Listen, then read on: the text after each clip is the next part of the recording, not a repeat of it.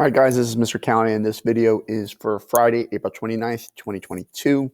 I actually went through and recorded this on Wednesday for you guys, since this section is a little bit different than I have done in the past. All right.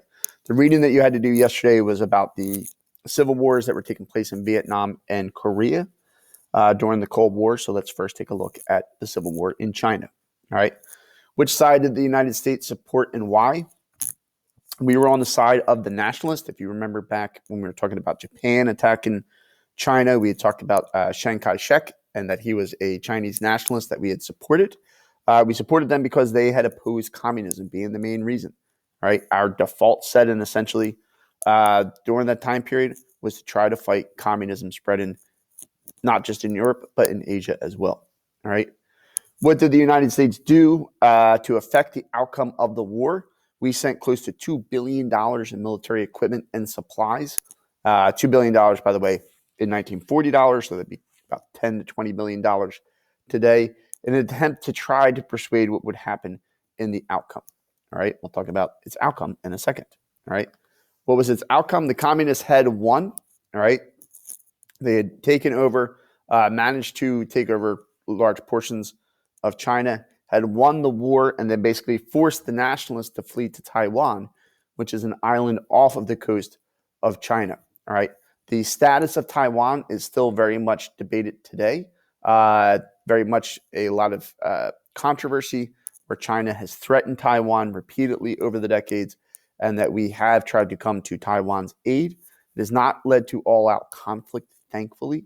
But one of the fears that some people think could happen given the situation in Ukraine, is that China could be inspired to try to take over Taiwan the same way Russia has tried to take over Ukraine. Right? How did the American public react? They couldn't believe that the policy of containment had failed. Think back to what we were talking about, the differences between governments, that many Americans kind of felt that there's no way that this could fail. Who would ever want to be a communist? Everybody would love democracy. All right. So when that containment fails, many people are stunned and fearful. They are fearful that other people might be interested in the ideas of communism and adopt them. All right.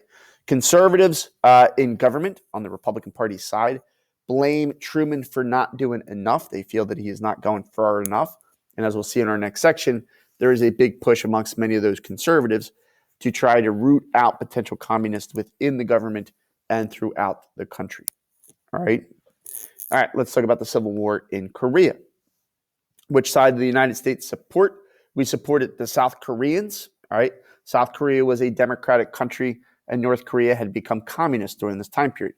A lot of communists from China had infiltrated North Korea and made it into a communist country. What did the United States do to affect the outcome of the war? We provided naval and air support early on, and then eventually sent in troops and went to all-out war. Now, it should be noted, we never did declare war against North Korea. This was more actually a unilateral military action led by the president at the time. But our sending in those troops leads to all-out war and tens of thousands of American soldiers' deaths. All right. The outcome being that eventually it was a stalemate. All right. And it is still technically to this day a stalemate. All right. Korea remained two nations divided by a demilitarized zone, sometimes referred to as the DMZ.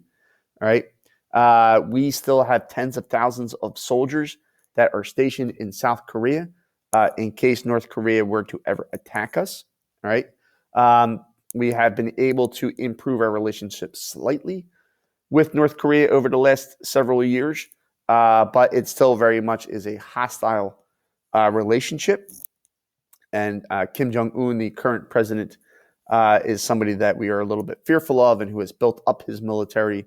There's a lot of mystery around him. Not everything is fully known about him, but he has threatened the United States on numerous occasions. All right. How did the American public react when we had basically essentially led to a stalemate? Is that many people began to reject the Democratic Party.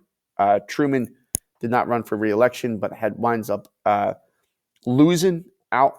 The Democrats, wind up losing, and the Republicans win the election with Dwight D. Eisenhower being made president in 1952.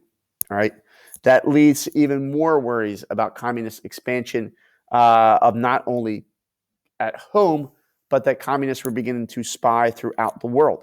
And one of the things that develops, and it's kind of one of the fascinating stories of the Cold War, are the spy games that exist between the United States and the Soviet Union around the world.